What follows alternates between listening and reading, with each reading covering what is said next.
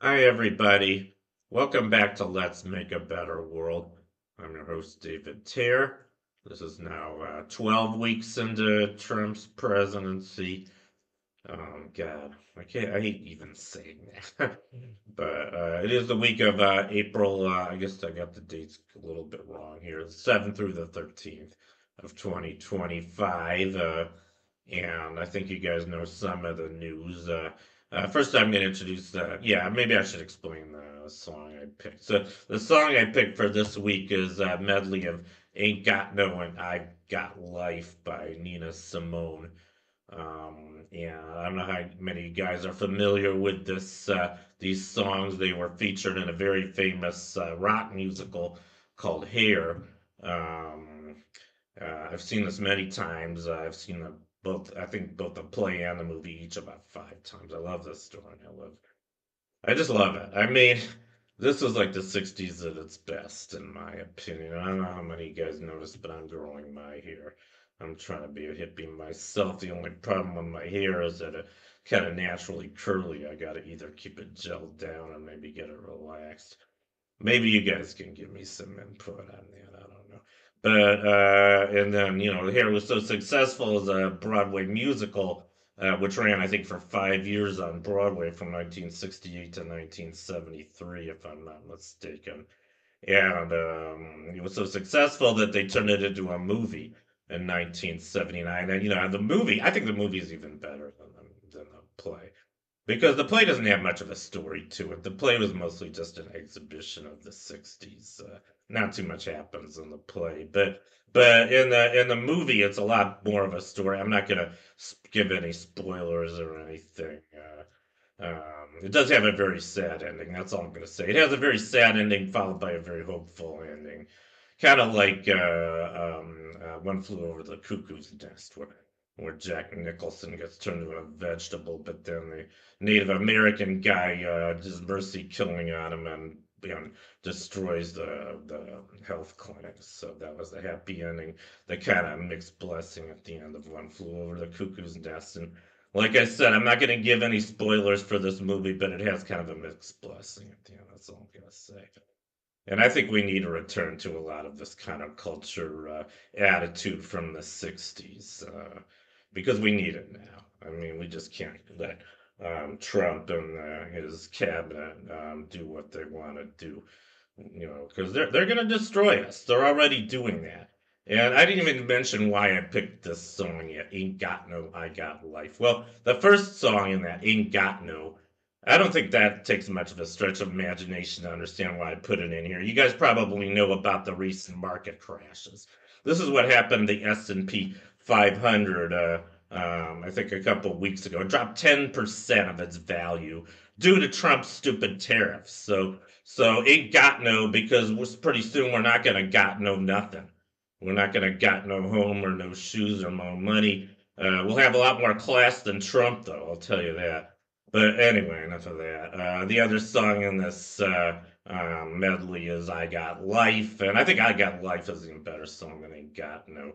I got life, I got life, I got life, I got. I'm not gonna try to sing it, but it's an excellent song. Suffice it to say, yeah. And no matter what happens to us, we'll still have our life. Don't forget that.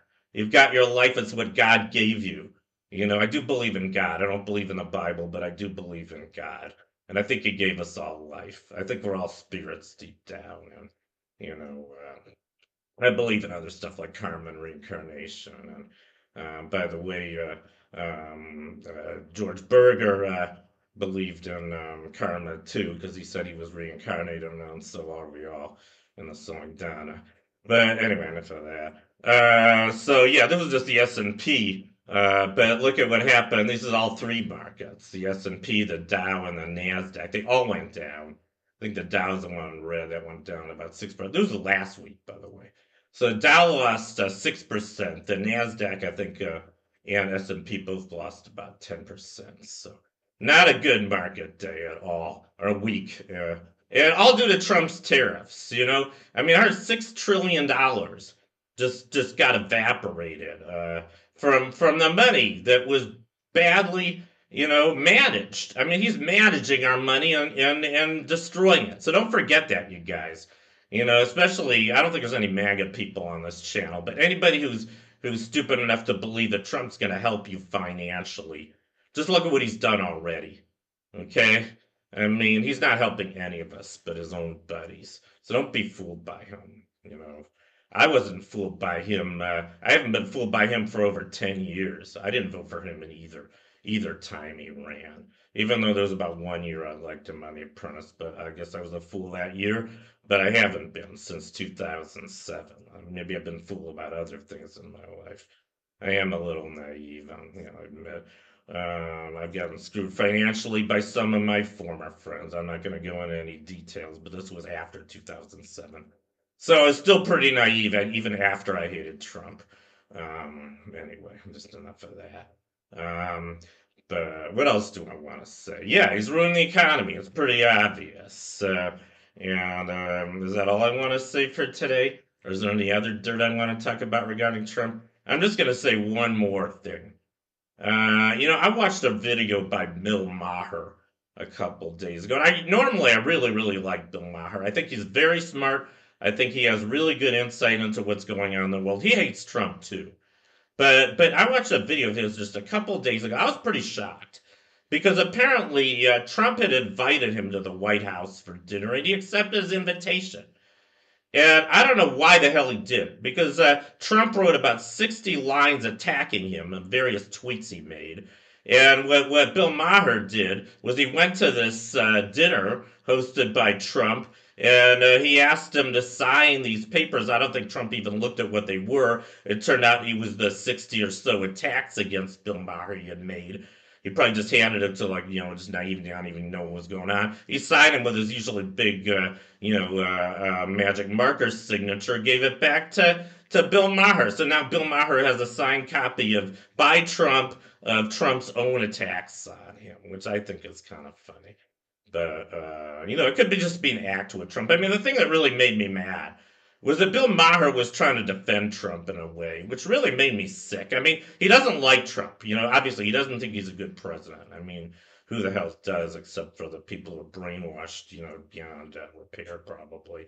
But, I mean, Bill Maher's kind of acting like, he's a human. We got to be civil with him. We got to be nice to him, like the Democrats who showed up for his inauguration were so unbelievably nice. If I was that nice, I would just fall into a manhole on purpose, just for the hell of it. If somebody asked me to do that, said, "Would you kindly jump down this manhole right here?" I'd say, "Sure." I'd be more willing to do that than to go to Trump's inauguration. So I think it took a lot of stamina for Biden and his wife and his kids and all the other Democrats who showed up for Trump's inauguration. I couldn't even watch that thing. I can't even stand to look at him anymore. And if I ever saw him in person, I would tell him off right away. I would say, "You son of a bitch, Trump. You got I got your number." I mean, I wouldn't threaten his life or anything, but I would threaten him verbally. I would say I've known some big bullies in my day. I was picked on constantly as a kid. Plus my mom made me feel like shit. But next to them, they were all saints, and you're the biggest sinner I've ever seen in my life. I would say that straight to his face, but not threatening him. So I could not be civil to anybody that likes him or anybody in his cabinet. I could not be civil to a single person in your cabinet, Trump. Oh, the other news. There is other news. God, this is even horrible, more horrible news. I didn't make a slide for this one, but you guys probably heard about how RFK Jr. Hired a guy with measles to be the chief doctor in some town in Texas to treat patients. I mean, he's spreading the measles. Measles is been vaccinated. There's no reason we have to have any more measles. Little kids get it once; they never get it again. Hardly any adults, at least when I was a kid, adults weren't getting measles.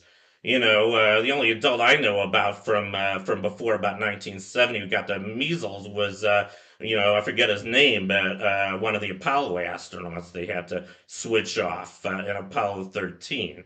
I remember in the movie, the guy they switched him off with was played by Kevin Bacon. He was the womanizer astronaut. which was kind of amusing. But he didn't get to go because, oh no, he didn't get to go to the moon. He was on the mission, but none of them went to the moon. That's too bad. To the moon, Alice.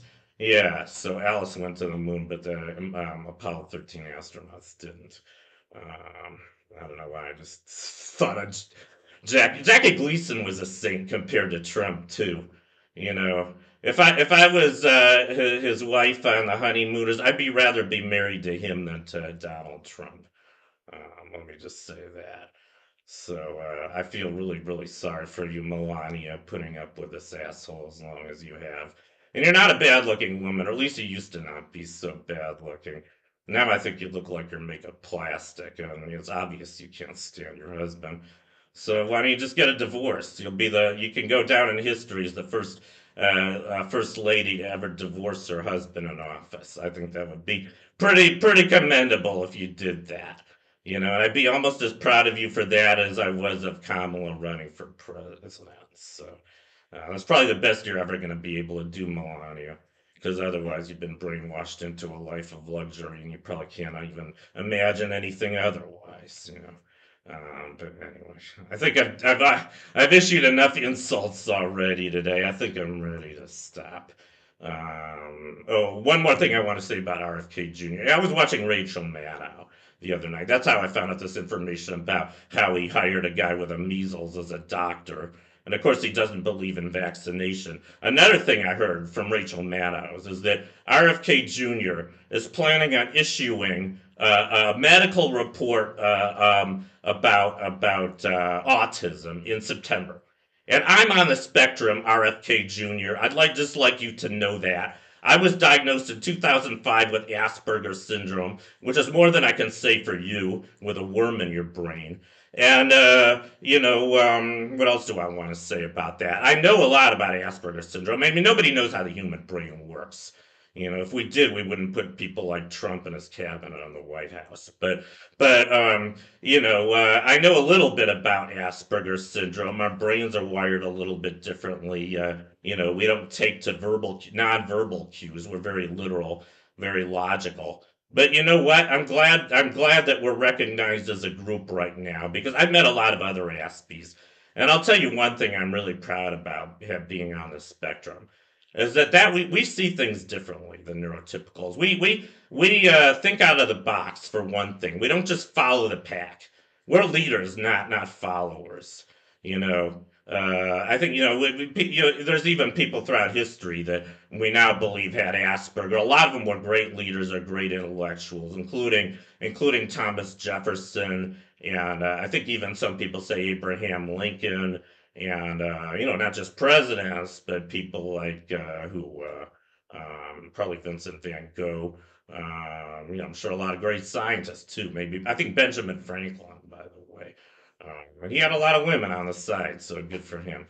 Uh, but anyway, what I'm trying to say here is that I'm proud of being an Aspie because even though it was really difficult for me to connect with people when I was young, I had to learn how to do it with a different part of my brain to compensate for the parts that's missing because of my Asperger. But on top of that, I've always thought for myself. I've always thought outside the box. That's why I've never liked mainstream religion because it's just, as far as I can tell, just social brainwashing. Whereas science, you can actually do experiments and verify the results yourself. And math is even better because you can prove everything in math. And you can't try to fool people that 2 + 2 isn't equal to 4, even though they did that in 1984.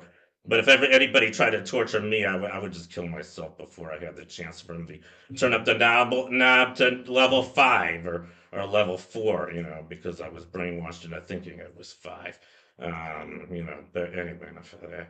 But God, I've been ranting all over the place, which I usually do when I'm high. Maybe being high makes you rant more. I don't know. I hope at least some of the things I'm saying are semi-coherent. I mean, you guys all, I think, pretty much know my views on life, my social and political views, and they're certainly not in line with the Trump people. That's for sure. You know, and I think what's going to happen with MAGA people and the Trump supporters is that either they're going to have to somehow get some kind of deep brainwashing of their brains. I don't know how that's going to happen, or else they're going to have to perish in World War III like the Nazis did at the end of World War II. So it's your choice, you MAGA people. Do you want to die alongside your Trump buddy, or do you want to try to just use a little bit of your brain and live a good life? I recommend the latter, because I managed to do that myself. But anyway, that's enough. So I think that concludes my video for today. TSM number 12. Thank you for watching. Let's make a better world. I always try to end on a hopeful note. So here's a picture, kind of a schematic view of the blockchain. I don't know how many of you guys are familiar with this, but this is how cryptocurrency works. And I think cryptocurrency is going to be the currency of the future. Maybe eventually we'll get rid of money altogether and we'll have a world like Star Trek where people just pursue, either intellectual pursuits or just do what they want. Like if they want to be a lumberjack, that's fine. They just can't do it as a profession. But I mean, what I'm trying to say here is that that's going to take a while. But meanwhile, we might as well switch from paper currency to cryptocurrency, right? It's got a lot of advantages I don't want to get into right now over paper money. I mean, one obvious one is you don't have to cut down any trees for it.